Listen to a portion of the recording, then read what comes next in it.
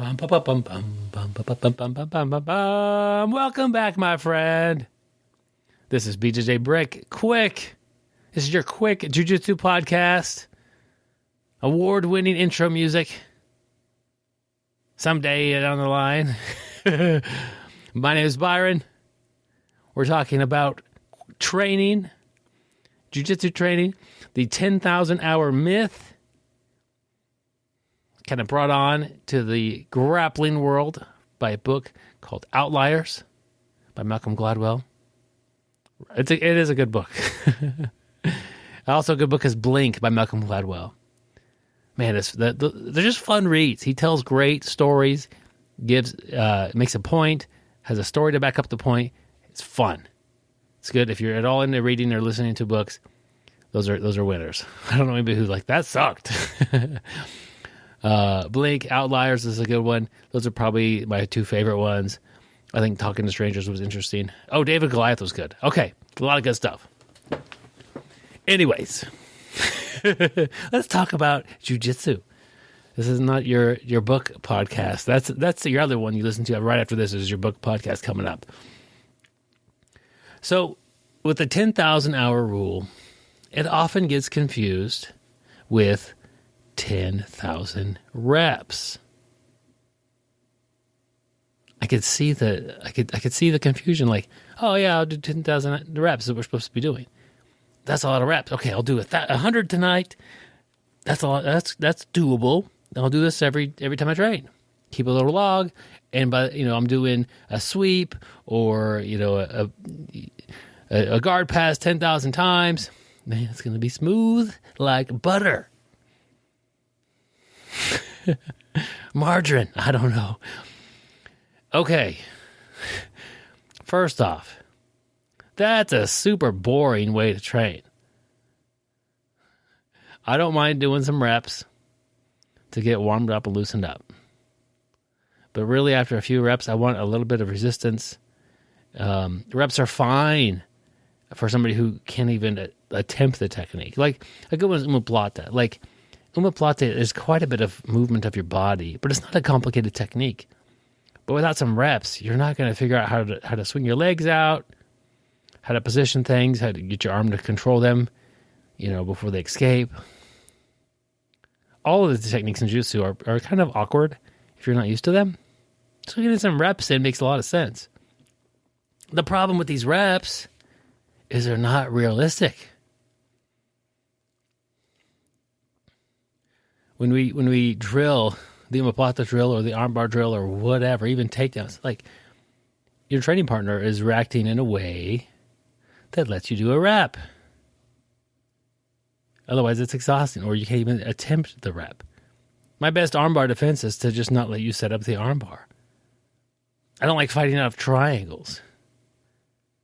Usually, I just don't get put in a triangle. When you're trying to set up a triangle, I see the setup, and I avoid the triangle. Do something else. So if you think that your 10,000 reps are going to make you have a good armbar, but when your reps are just kind of garbage, or they're relying on your opponent to, like, let's look at this, the not great triangle setup of just pushing the hand in towards the chest, like the Pledge of Allegiance setup, and then you triangle the other hand or the other arm, right? I don't know if you can visualize that. If you've had any triangle experience, you probably can. People don't let you push that hand in. That's not a practical way to set up an armbar against anybody who's above purple belt. Unless your arms are like super strong, to just push their arms in is kind of a joke.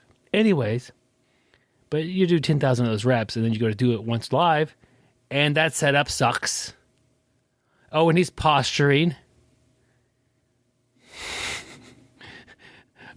I'm not hooking the leg. Like there could be a lot of problems that you didn't run into when you were just doing your reps.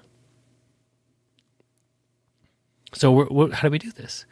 The answer is positional sparring. That's way better. You want to get better at triangles. You do have to find some setups that work for you.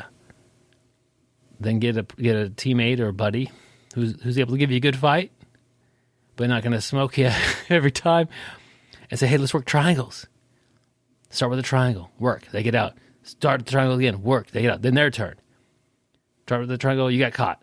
Dang, do it again. This time you got out. In 5 minutes of training, you've each had 2.5 minutes of triangle attacks. That's probably more than you're going to get for any given random night rolling. 2.5 minutes. How long does that take to get 10,000 hours per night? You'll be dead. Sorry, guys. Not trying to bring you down. That's a long time. It's not practical, but that is quality training. Positional sparring is the key. You need to have a willing training partner that gives you a varied amount of resistance, up to full. But the key is when they get out of that triangle or you submit them, we stop, we do it again. They don't pass your guard and then hold you to side control for 3 minutes straight. How is that helping anybody? You both have great triangle defenses and you both triangle offense. But into that. So the idea of doing 10,000 reps, not only is it not aligned with the 10,000 hour, that's a totally different thing. It's boring training.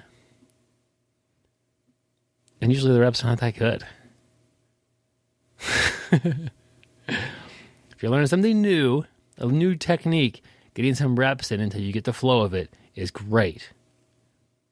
Getting an excessive amount of them until they're boring and you start to get sloppy is not good. If you're new at Jiu-Jitsu, check out the audiobook, Your First Year of Brazilian Jiu-Jitsu. Go to BjjBrick.com, click on the shop. The book is $11.99. The money goes and supports the podcast, and the audio book goes and supports you as you journey through your first year of Jiu-Jitsu. Appreciate you guys who have got that. Appreciate the positive feedback from that book. Glad it's helping you guys out there. Hope you have a great day, my friend, and stay sweaty.